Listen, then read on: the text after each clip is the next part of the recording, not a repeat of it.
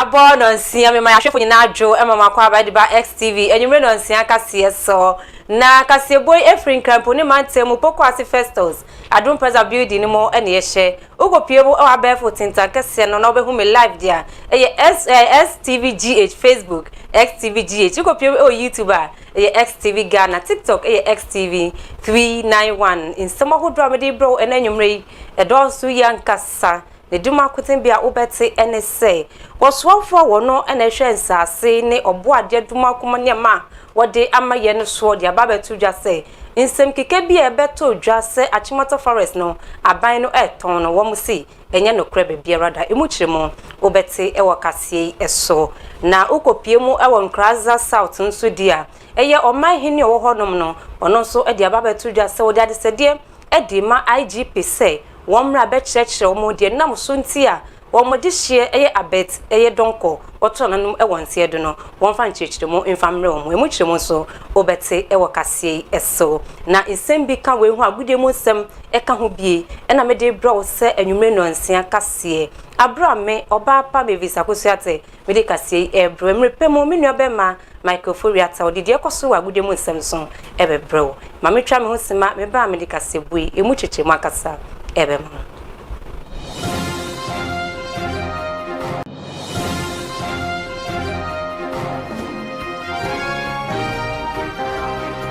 Memo akwa ba ediba XTV enyumre no nsia kase so na ye hye na se dia beye enane na nsa de ko bepimu nura ene ensem kike bi nyama bi ekoso e wa bafo tintan kase no so Ghana fo bi omaso etimi etwa bi so ayenso ye bobi ede ama oni nyina ene se yenya ne tiase Achimota Forest no empanifo Ghana bai aye na adwen se wo twa ya sasa na wo honom wo twa aton na enum na Ghana fo bi etrom se na wo mai Ghana mu ye ni o mai Ghana mu na aban di betu dwasem we yisika botre a twese wo mu adi duedunua yesi ye duedunua na etimi aboayen ma eye ewemu satraye ne nyema hodo etimi akonkan na bra ye duenua no na fede ye sanso twetwenua edi ye nyema fufuru ana ebane sen na Achimota Forest ye kwa akoton ana na enum no so afọ wo no na hwe lands and natural resources so onyonyam ne somewhere abuchi na po wodi nchiremu aba wo friends entrofo hwemu wodi nchiremu aba echemu se insamti ya na mo tino ewo mfremu mu no wosi enye no kra biara da wodi krata ehwe se wo mu ton eye Achimota Forest no edi tuja. I did indicate in the final paragraph, in order to motivate the discretion of the president to give approval for us to proceed as we've done, I did indicate, and I quote, the ministry intends to develop the forest into an ecotourism park along the likes of Central Park in New York or Hyde Park in London, end quote. So by all intents and purposes, ab initio, we always intended to rather upgrade the Achimota Forest into a forest reserve which is fit for purpose, which is befitting of Accra as the capital of our country. Achimota Forest has not been sold, it's not been compromised, it will not be sold, it remains as it is. We will continue to reforest the Achimota Forest, and God willing, we intend to develop the Achimota Forest into a true forest reserve which will serve Accra and the people of Ghana. I thank you for your. I did indicate in the final paragraph, in order to motivate the discretion of the president. And no onyonyam ne somewhere abuchi na po ina wetimi achehwe mu ntise wate ne baby se Achimota Forest ye ton dia wose oti sasem na bogu na ye busremuka enye no kra biara da na ye to akase no so dia beye enende na nsa na wotwi ya ena beto odwa se wokopie mo e won Kraza South dia chese metimi humrase e ma ne humne so kase pa enye asem kuma ne nyina ene se abrante bi aposfo akwakoche no ne ko wiechire na chese yesi abrante no watonanom e wonse do ebusuafo ne kromafo se wo mo ntiase bebiara da na se na asem no ekọ no nipa bebre e no mo nheda nti asem no se ne ekọ ne de bai no wo mo nheda enti ase enti ena no pe XTV yendi Ghana ho komadwumedie so yesi ntwani a wo no etu yenkra edi free in Kraza South ho ye poso ahama ye ne no ekasaye ma ne kirekire mu se na asem ne koye ne se ne bai ne pempeso a akwakodru ye nkohwe manya kwan ne abusunya no edi enkomo and on the 24th of April and abusunya ne kiremu a place for eba sie ho anadro bɛyɛ no mmienu ɛna ɔmo bɛfa ɔmo ba albe sɛ ɔmo susu sɛ korɔnobo bi akɔ so ɛwɔ Nkranya a wɔka ho bi ɛne nti ɔmo de nkɔ police station na adeɛ tea abusuafo no bɛtumi aba nti nhwehwɛmu na ɔmo kɔyɛ abusua no kyerɛ mu anɔpa maame no kɔɔ Nkranya municipal police headquarters mmoayɛ a yɛde maa no yɛ sɛ yɛ transfer case no ɛde kɔ Sechiman odi akyire kɔ Sechiman ɛhɔ nso kɔtɔ so ne sɛ yɛde kɔ Sunyan ɔkɔ Sunyan na m sɛ tɔsotɔso no adɔɔso am sɛ nada na adɔɔso ohun baabi pɔtea ne ba ne wɔ yɛkɔ di case na akyire almost 3 weeks ɛna 19 entity ɔmo to tiyɛ ɛne sɛ ɔmo ba no aka baabi nti na ɔmo gusu a am sɛ bɛyɛ oyo wa ya wan kan na sɛ apolisi na bɛfa abɛdɔnkɔ no ɔmo akuku no nti ɛne na emabu na wɔn kan na enim abɛdɔnkɔ yie asɔre sɛ daabi oyɔnkɔ da no da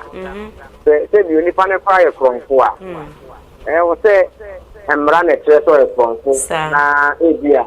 asotwe bi ne hɔ a yɛde bɛma no na sɛ yɛbɛfa obi afiri fie na akɔyɛ nnaada koradeɛ na abusua no ne apolisifoɔ ne ntɛm na deɛ bɛtɛ no sɛ aberanteɛ no aka baabi deɛ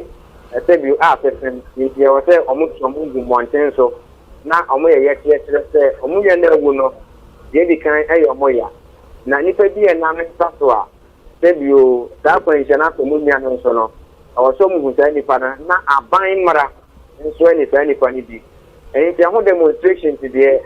akɔ so na wɔtwe yi mu a na ɛnura na kɛse paa ɛkɔ so Abraham Ranti egu mmɔnten so ɛkye pipe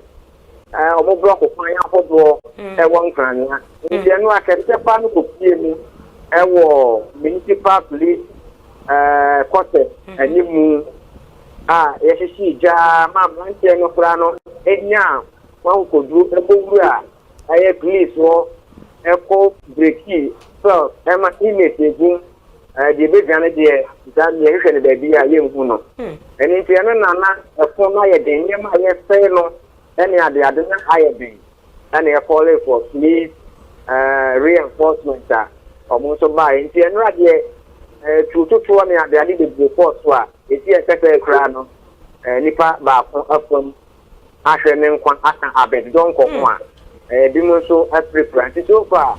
deɛ namu ɛwɔ yɛsɛ ntwɛni a wɔto yɛn kra edi free Nkraza South na wetimi akyerɛkyerɛ mu sɛ na asɛm no ɛsefa ɛkɔba ne pɛmpɛn so a akɔakɔduro na yɛnya ne ntie sɛ ansa nanom ɔman hene a wɔno ɛwɔ Nkraza hɔnom ɛyɛ nana Kwame Baafo wɔbɔ ne homɔden wɔde adesɛdeɛ ɛdiama police sadon police penny ɛyɛ IGP George Ekufu Dampare ɛsɛ wɔn no abɛkyerɛkyerɛ mu deɛ bae ne deɛ si nti a wɔn mo de hye no ato nanom ɛwɔ nsie do Omahino won Nkranya Traditional Council Nana Kwame Baafo toso enan ede ato Posidom Sahene George Ekufu Dampare enim se adaroma womra wo momoa esanse sesei ensem eya agensemu ewo Nkranya ene ne mpotemu ochemu se wo mu se watimi ne mabunu yaka ama asomdwe eya abade nanso wonum hia posifo emoa de edi kan Nana Kwame Baafo ede to dwa ene se sa asomdwe beba Nkranya pa de a agese atentene ne a omanfo ehwehwe no aposifo ehwe emane bem enye sa de a emabunu yi empene mesre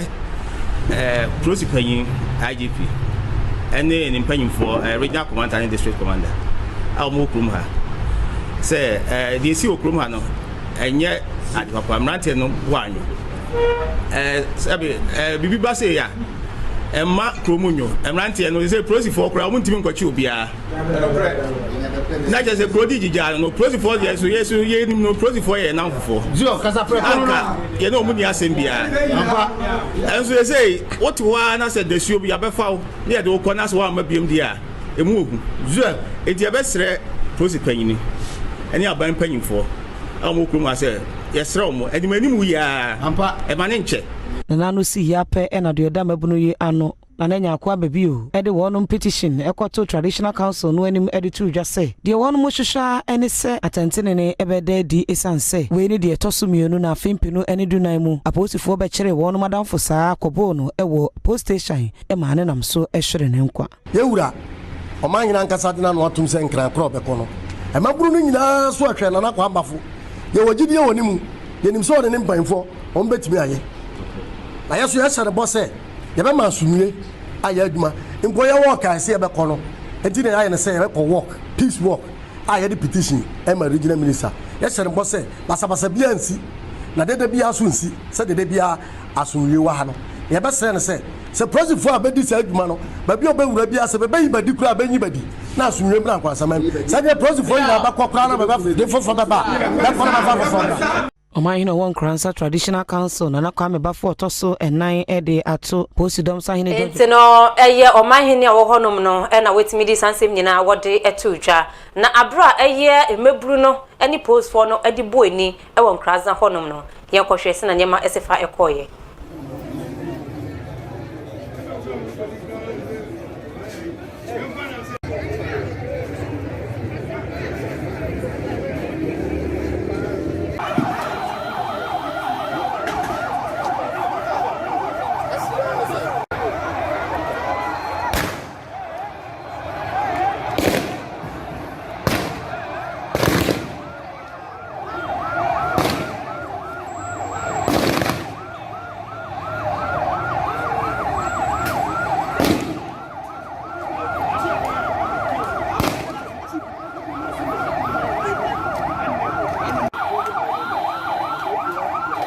Asa, brawo chika kawai.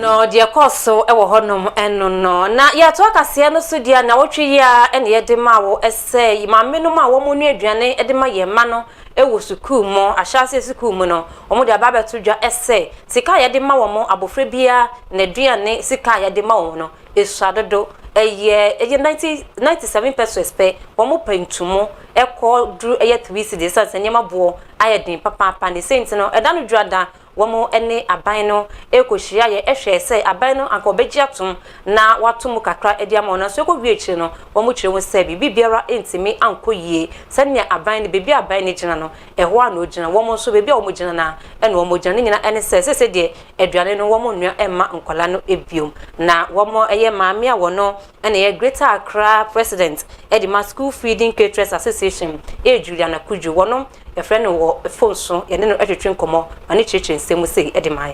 but almost the police for no press ye be go inside nsi ye was secretary ho and you may ya na ye wie nti dia ye di omo ba agreement no say omo ntua ye car that's why in this guy the second payment first payment any increment no see na ye ko ye but increment no almost say you omo na omo be increase amaye e ya ban no be increase amaye it is say you omo kra na ye di omo anya almost say omo to me can share and say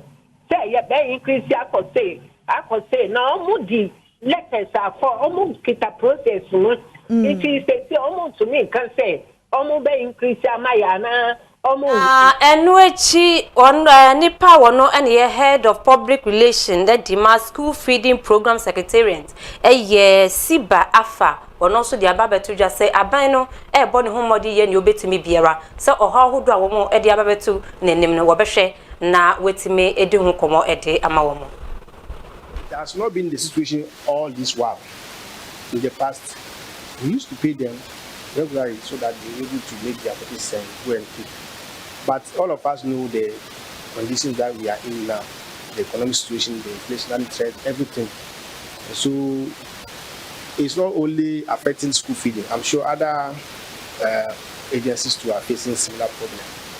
That's why we tell them once this has not been the situation in the past, I think they should give us the opportunity to. No, or no, and I wait me at church. Mono was a bino bono modin. You bet me be an wait me as so mohano, and no a day and my woman. Yan talk as yen say near from Copiemo, a one self from National Service Scheme for woman son, a soon a dear judge of papa, and any cell which rema, omusike bi akem yenyina ye nimsa national service scheme no eye yenuanu mu awomo ewie suapo ahodo universities no na je se imra eda ho se wo a Ubea service kakra na service ne mu no ala wan kakra wo ho a wo se yede ema na wo so utimi edi bo wata so omo aba betu dwa ese omusika no akem omo ya twa na so emada wo mo ene sentrefo e kasa ichi mu se sasike kra edi mo no enya ahe bio enso wo mo hweye adenti na wo se yetimi boaboa no bu so mbe bebre a ye ntuaka emfa mo mo ye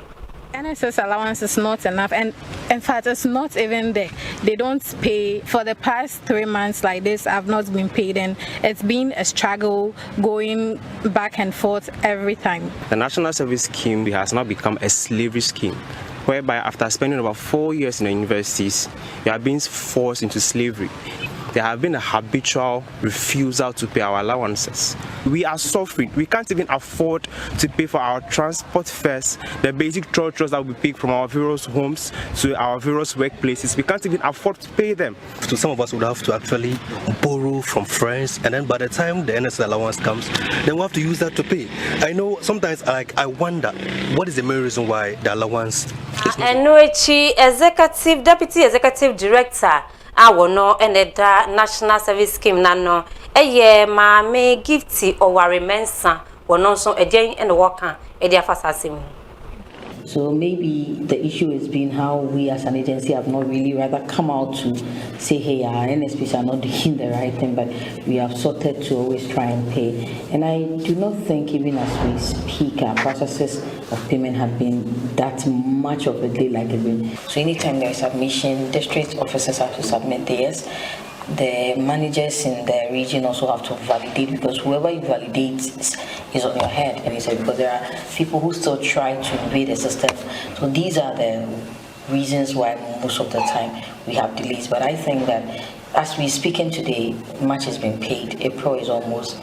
done, and we believe latest next week we'll pay April, and then first week of May, then we'll come back to the regular payment process. So we entreat national service personnel to rather make sure they are putting themselves right and paying, and then submitting it at the correct time so we can do the payment very early. Yeah, it's supposed to be approved, and when it is endorsed, then we can pay. We submitted many times. Our last one went to cabinet. We are hoping that something good, positive comes out of it.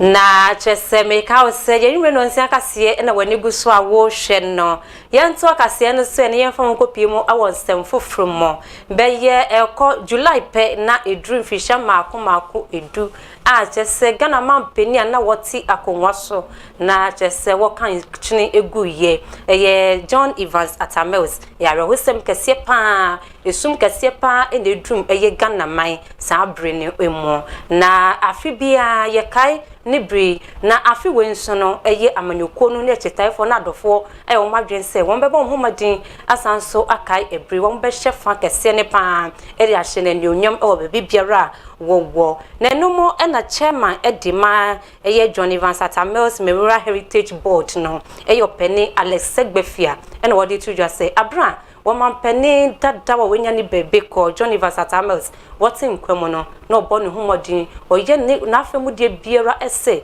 nipe biara wo ben no emfa ho na manyoko a wodon mo emfa ho ne nipa ko a wote obo ne humodin se ade biara wo ni mo no ade papa bi wo ni mo no opese wo so hu bi na wo so unya ho ensunsuaso yenko ne yenko hwe. Demonstrates clearly that you identify with the fact that Professor Mills himself was a beacon of hope for the youth. If he wasn't, you wouldn't be asking this question at this time. And that for me is gratifying. You will also notice that with the launch and with even the lectures that are coming on, there was actually a speaker who dealt with the youth and how Professor Mills related to the youth. Professor Mills was unique in lots of ways, not least the fact that he was actually a teacher. So he taught a lot of people who are in leadership positions today. And he never stopped teaching. He taught on the hockey field, he taught on the football field, he taught in the lecture theatre, and he taught when he was in politics. And the beauty of Professor Mills was that we say it, but in terms of living it, for a person who was in government, who was non-partisan, that was Professor Mills. So he didn't look at students who were MPP, TESCON, or this or that. If you came to him, he was willing to teach and impart his knowledge. And that is why you will notice that the Atta Mills Heritage, Memorial Heritage, is a non-partisan independent organization. It's made up of all people across the length and breadth of this country, notwithstanding their political dispensation. And yes, if we are able to inculcate the ideals and the values of Professor Mills into the upcoming youth, they need to be able to sacrifice, they need to have vision, and they need to have patriotism as your cornerstone. Then I believe we would have succeeded. Our programs as we go along will be unveiled in terms of what we want to do with scholarships, what we want to do with youth programs, etc. That is yet to come. For now, let's take time to celebrate him and mourn him. And once we've done that, you will learn further what it is we have for the youth of Ghana. But we don't want it to be seen as a partisan issue. And that's why when you look at our board, and more importantly, our advisory committee, you will realize that it is made up of different people from all walks of life, regardless of their party political position. I think that the youth have a future, at least through the demonstrates clearly that you identify with the fact that Professor Mills himself was a beacon of hope for the youth. If he wasn't, you wouldn't be asking this question at this time. Tino wapeni Alexegbefia ena wetime akasano. Intino na yedi kasie no esi yeda wasifa papa se wafide no eda so eda XTV na ohwe yenwumre no nsia kasie